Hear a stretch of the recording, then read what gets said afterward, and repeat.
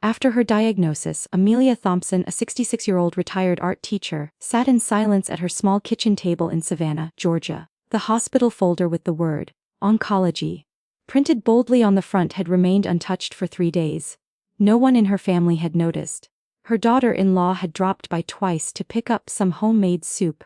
Her grandkids had raided the fridge and left juice boxes scattered on the counter. No one asked about the unopened envelope, right beside the fruit bowl she refreshed daily. It wasn't until the 4th evening, when Amelia missed making dinner for the first time in years, that the phone began to ring relentlessly.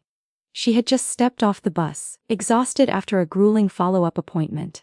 One hand held a crumpled paper bag of prescriptions, the other balanced groceries meant for a dinner she no longer had the strength to cook. As the city lights flickered on around her, Amelia's phone buzzed. Her daughter-in-law, Bella, barked through the speaker. "Why haven't you picked up Liam yet? He's the last one at school and he's crying." Amelia stood frozen, fatigue clawing at her ribs. They hadn't noticed the cancer, but they noticed dinner was late. Amelia barely had time to respond before the call ended. The last thing she heard was Bella muttering to someone nearby. "Honestly, I don't know why we rely on her. She's totally useless these days." The words stung more than she expected. Clutching her prescription bag, Amelia stared out the bus window, numb to the people crowding around her. Her joints ached, her chest felt tight, and the doctor's voice rang in her ears. "You must reduce stress, Amelia. You'll need someone with you during treatment. Your body won't handle this alone." But there was no one. Her husband Henry had never been the caregiving type. He was a retired professor, the kind who read philosophy books while she scrubbed floors. He spent his days at the senior center. Bridge on Mondays, watercolor club on Wednesdays, community choir on Fridays, and at home he floated like a guest. She couldn't remember the last time he'd loaded the dishwasher or even boiled water for tea. Her children were no different. Caleb, her son, worked long hours and expected his mother to pick up the slack with his 2 kids. "You're home all day, Mom," he'd say without thinking. His sister, Hannah, often dropped Olivia off with no notice. They praised Amelia's cooking, her tidy home, her patience, but never once asked how she was holding up. She stared at the text messages pouring in now. "Caleb, what's going on with you lately? You've been acting strange." "Hannah, the kids are starving." "Dinner." "Henry, come home and cook." "I've got choir practice tomorrow and need something light." Something inside Amelia cracked.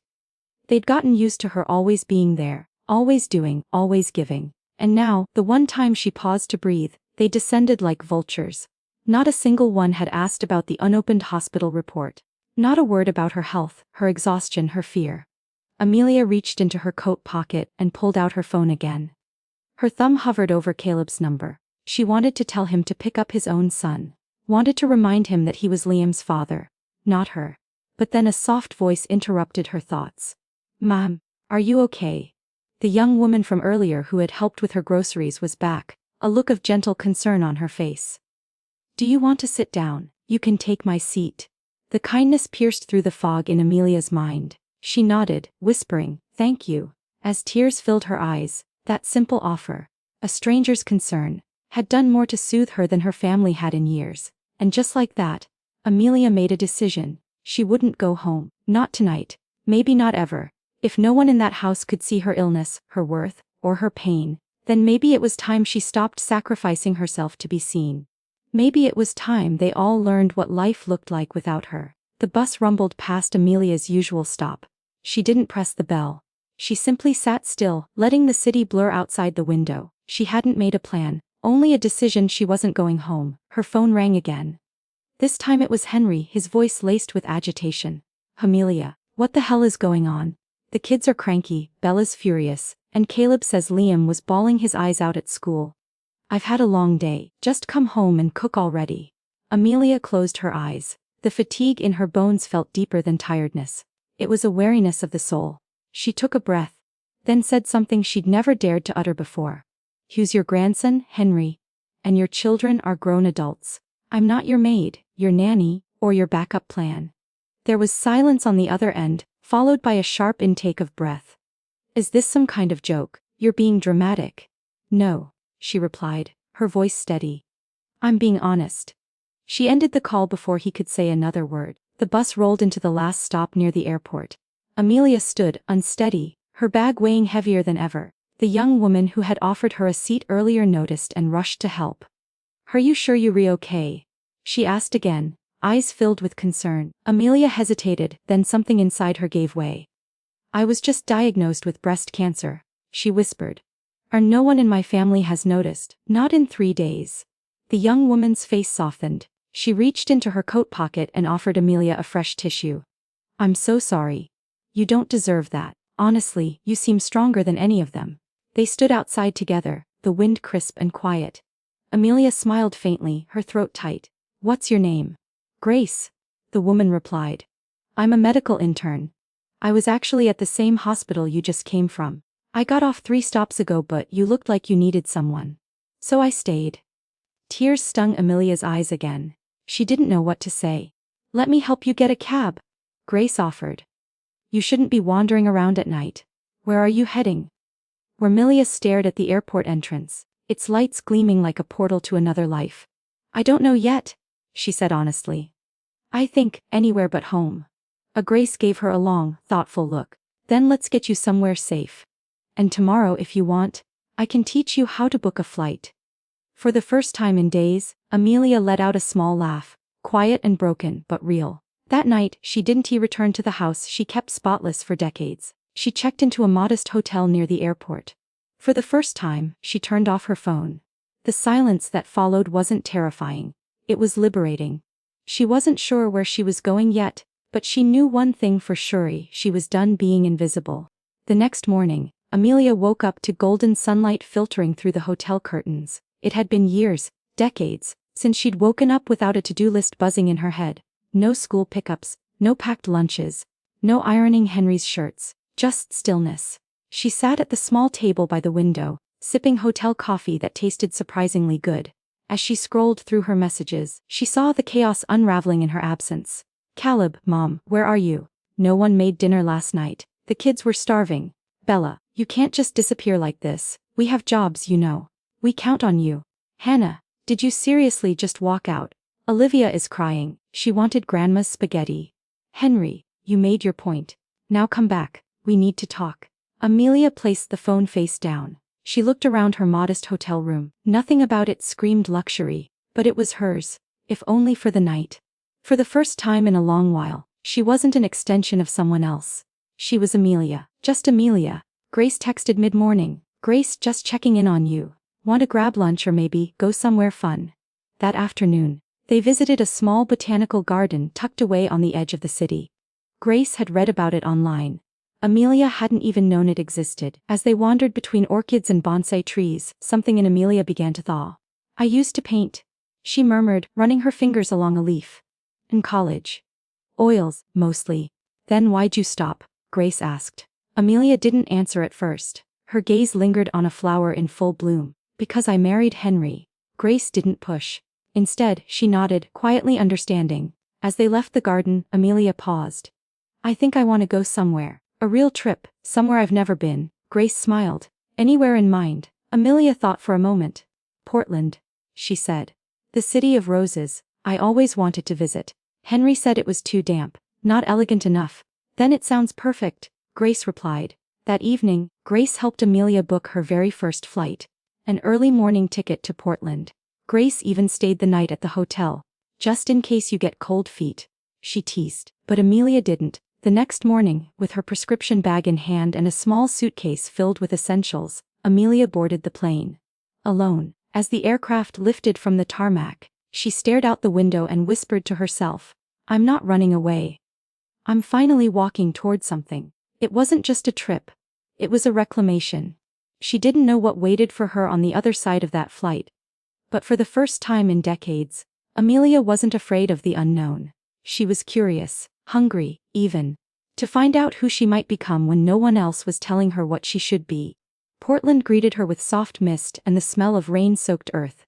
The airport was quiet in the early morning hours.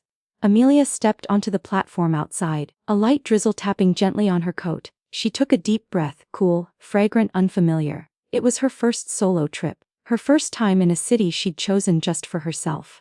She hailed a cab and gave the driver the name of a cozy bed and breakfast Grace had helped her book. The place had a garden view and complimentary tea served at 4 p.m. Small details Amelia had once overlooked but now felt luxurious. Over the next few days, she wandered the city like a quiet observer, wide-eyed and free. She walked through rose gardens blooming in the heart of the city, visited bookstores that smelled of ink and history, and sat for hours in cafes, sketching on napkins with a cheap pencil she'd bought at a gift shop. It felt like reclaiming a voice she had silenced for years. But the most profound moment came at the Portland Japanese garden. Standing before a tranquil koi pond, surrounded by maples just beginning to blush with autumn, Amelia felt something she hadn't in years: joy. Not surface-level contentment, not pride in serving others. Real, soul-deep joy. She bought a small sketch pad from the gift shop and sat for over an hour, tracing outlines of the stone lanterns and soft ripples on the water. Her hand shook slightly, untrained after decades of neglect, but the strokes felt alive. That night, Grace video called her. Amelia, curled up in a soft armchair with a cup of chamomile, held up her sketch pad. Grace's eyes widened. "Amelia, that's beautiful. Wait. You drew that today?" "I did," she smiled shyly. "It's just a beginning. Promise me something," Grace said, leaning closer to the screen. "When you get back, you'll keep going. Maybe even post your art somewhere, like a little Instagram account. I'll help you set it up." Amelia laughed, a warm, rich sound. "Me, on Instagram? Why not? You've got stories to tell. Maybe your paintings can help other women like you.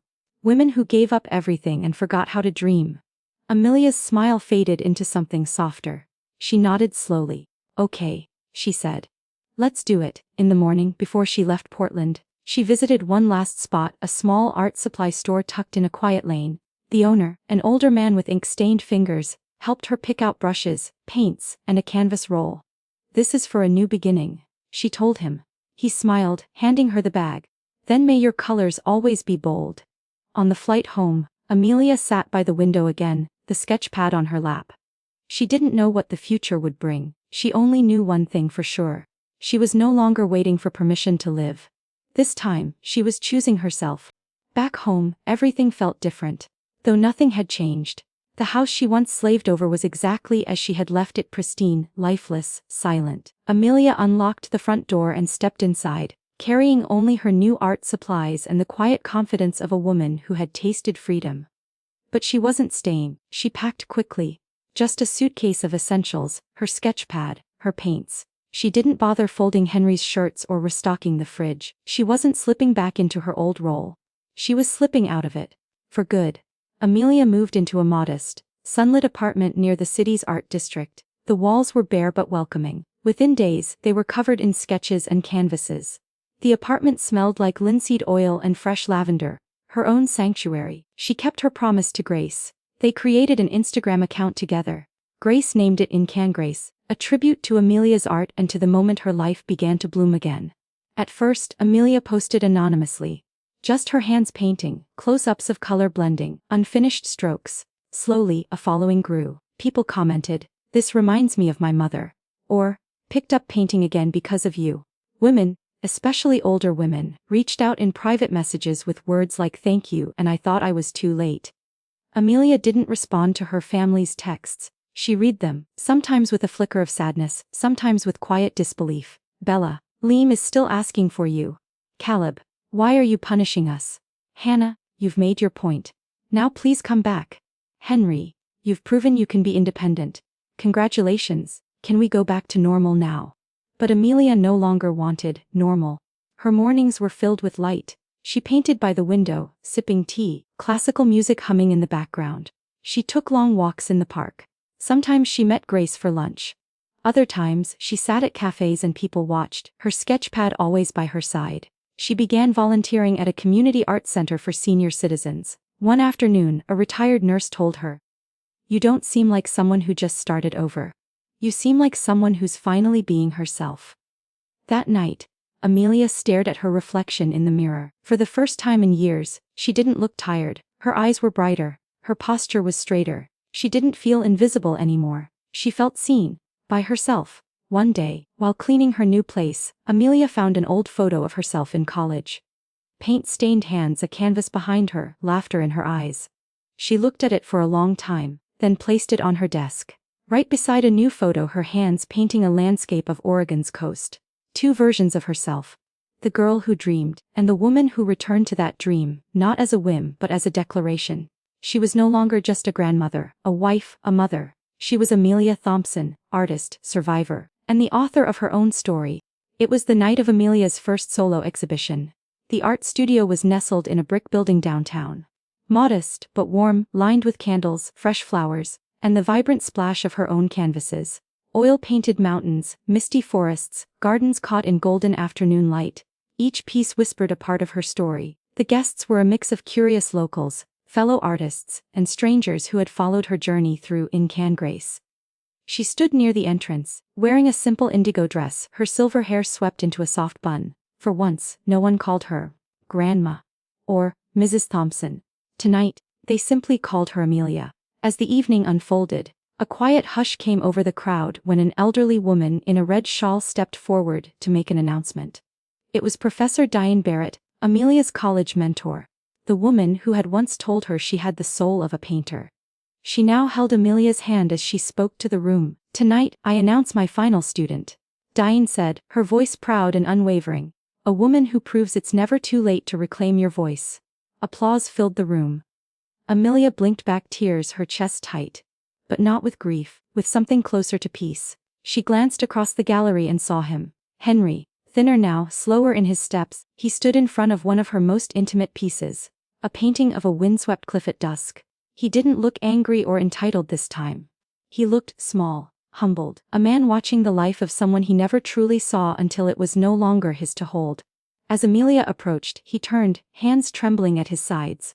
"This one," he said, gesturing to the painting. "Feels like goodbye." She looked at it, then at him. "Who'd is?" Henry nodded slowly. "You were always more than I let myself see." "I know," she said gently. Behind him, she spotted Caleb, Hannah, and their children, Liam and Olivia. They hovered near the door, awkward and unsure, eyes wide with unfamiliar awe. They hadn't known who Grace was until someone shared the event flyer with them. They thought they were walking into a small hobby showcase. Instead, they had entered a world their mother had built without them. "Mom," Caleb said, approaching carefully, you did all this." Amelia didn't answer. She didn't need to. The walls around them answered for her. Olivia stepped closer, tugging at her sleeve. "Grandma, are you famous now?" Amelia smiled and crouched beside her. "No, sweetheart, I'm just finally me." As the evening wound down, she stood beneath the glow of the gallery lights, surrounded by her work, her story, her truth. The quiet applause, the gentle hum of admiration. It was nothing compared to what she felt inside. She had walked through illness, invisibility, and abandonment. And she had emerged not bitter, not broken, but brilliant. This wasn't a comeback, it was a rebirth. Amelia's journey reminds us of a simple yet profound truth: it is never too late to start again.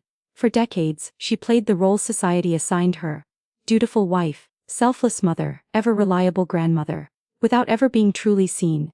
She gave until there was nothing left, and still, they expected more. But when life handed her a devastating diagnosis, she chose not to wither. She chose herself. She didn't run away. She walked toward a life that was hers alone.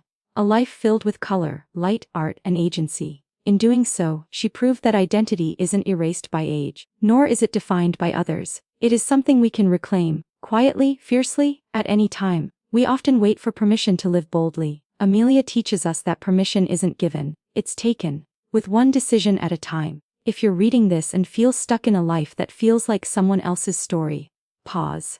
Reflect. Ask yourself, what have I been postponing? Whose life am I really living?